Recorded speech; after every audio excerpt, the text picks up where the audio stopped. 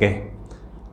Assalamualaikum warahmatullahi wabarakatuh. Salam sejahtera untuk kita semua. Syukur alhamdulillah saya masih bisa menyapa sahabat Kang Nur ya, dimanapun kalian berada. Semoga selalu dalam keadaan sehat, diberikan keberkahan, kelancaran rezeki dan juga kebahagiaan dunia akhirat.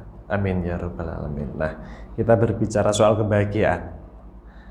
Ada beberapa suami ya, ada beberapa suami yang DM ke saya, WA ke saya, Kang, bagaimana cara menyikapi ya, cara menyikapi ataupun cara membuat istri itu supaya tidak boros ya, bagaimana cara menyikapi sifat istri yang pemboros. Nah, bisa dibilang begitulah. Oke.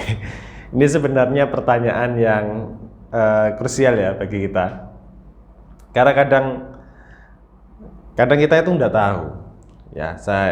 Saya ingin cerita dikit. Kadang kita itu nggak tahu apa yang dilakukan pasangan kita, apa yang dilakukan oleh istri kita dengan mengeluarkan dana, melakukan pengeluaran uang itu untuk apa. Kadang kita itu nggak paham soal itu ya. Kita melihatnya bagi pria sebagian besar suami itu memandang uang itu hanya dari segi ekonomi ya, memandang uang dari segi ekonomi. Maksudnya begini, suami itu lebih cenderung mencari uang dan menganggap uang itu sesuatu hal yang perlu kita simpan ya, sesuatu hal yang perlu kita jaga. Artinya gini,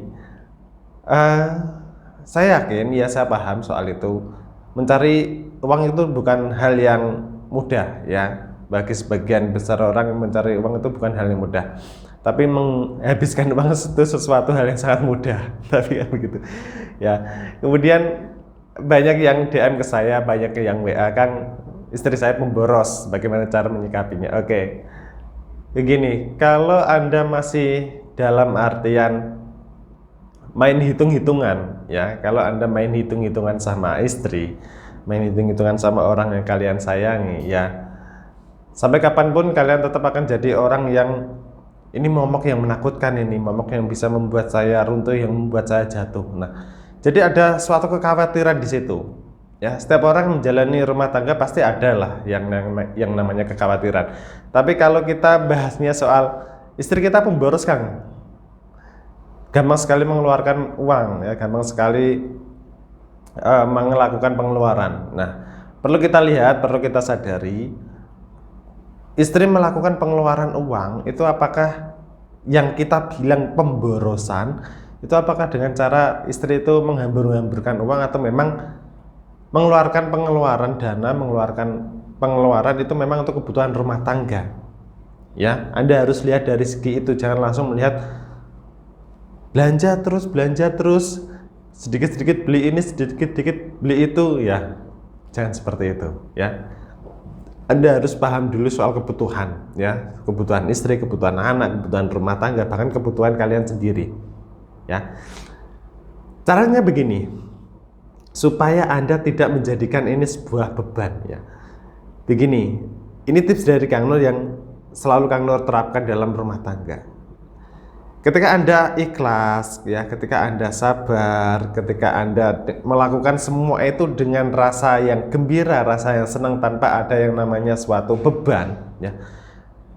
Memang tugas kita sebagai suami adalah menafkahi istri ya, menafkahi keluarga, menafkahi anak. Memang tugas kita ya, tugas kita adalah menafkahi. Perihal kita memberikan nafkah itu harus ikhlas, harus sabar, harus bahagia. Jangan malah tugas kita memberikan nafkah itu adalah suatu beban. Jangan beranggapan kita menafkahi istri, kita menafkahi orang yang kita sayangi itu adalah beban. Jangan beranggapan itu beban, tapi anggaplah itu adalah suatu keberkahan. Jika kita membahagiakan orang yang kita sayangi, maka keberkahan juga akan mengalir pada diri kita ya. Artinya begini, jika memang istri Anda melakukan pengeluaran itu memang kebutuhan rumah tangga, maka itu adalah suatu kebahagiaan yang bisa Anda dapatkan ya, suatu keberkahan yang bisa Anda dapatkan ketika membahagiakan orang yang kalian sayangi. Jangan main hitung-hitungan sama suami, maksudnya jangan main hitung-hitungan sama istri ya, karena memang itu kewajiban kita. Kalau kita main hitung-hitungan ya maka Gusti Allah nanti juga akan main hitung-hitungan atas rezeki yang kita dapatkan, ya. Jadi jangan begitu. Ikhlas, memang itu suatu tanggung jawab untuk diri kita sebagai suami. Saya yakin begini, percaya dengan omongan saya.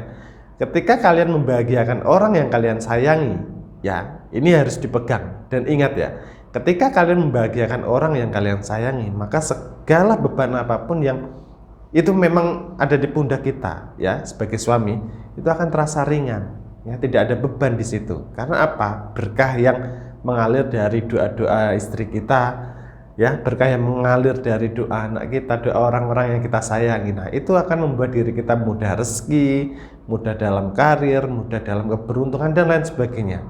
Ya, itu yang dinamakan ikhlas. Ya, maka dari itu bolehlah kita melakukan hitung-hitungan asal memang kita memiliki perencanaan dalam pengelolaan uang di dalam rumah tangga. Maka itu kalian perlu omongin berdua. Batas untuk menabung sekian, untuk pengeluaran sebulan selama 1 bulan ke depan sekian. Nah, itu bisa kalian bicarakan berdua sama istri, ya. Tapi kalau memang pengeluarannya itu di luar dari hitung-hitungan yang sudah ditetapkan, maka cobalah untuk mengaji, ya, mencoba untuk mengkaji pengeluaran itu, apakah memang itu pengeluaran yang perlu atau tidak. Jadi begitu, ikhlas. Kalau kalian ikhlas pasti akan terasa ringan, ya. Saya kalau ditanya soal seperti itu, Kang, istri saya pemborosan, Kang, suami saya nggak mau kerja, ya kalian tetap ikhlas. Ya, rezeki sudah aja yang mengatur. Kalau kalian saling membahagiakan dengan pasangan, pasti akan terasa sangat mudah, ya, dan sangat ringan. Ya, percaya dengan saya, ya. Dan mungkin dulu yang bisa saya sampaikan kali ini, semoga bisa memberikan manfaat. Saya harap dengan adanya video ini, saya tidak membela suami atau tidak membela istri, tapi ini penyadaran untuk kita masing-masing, ya. Bagi kalian yang istri, cobalah untuk lebih mengontrol lagi pengeluaran. Ya, kalau memang pengeluaran itu nggak perlu, maka jangan lakukan adanya pengeluaran. Tapi kalau memang pengeluaran itu perlu, maka silakan dilakukan, izin sama suami, ya, dan lain sebagainya. Ya, begitu. Itu yang mungkin bisa saya sampaikan, semoga bermanfaat. Saya harap rumah tangga kalian tetap bahagia dan langgeng sampai tua nanti, ya. Sampai ketemu di video selanjutnya. Wassalamualaikum warahmatullahi wabarakatuh.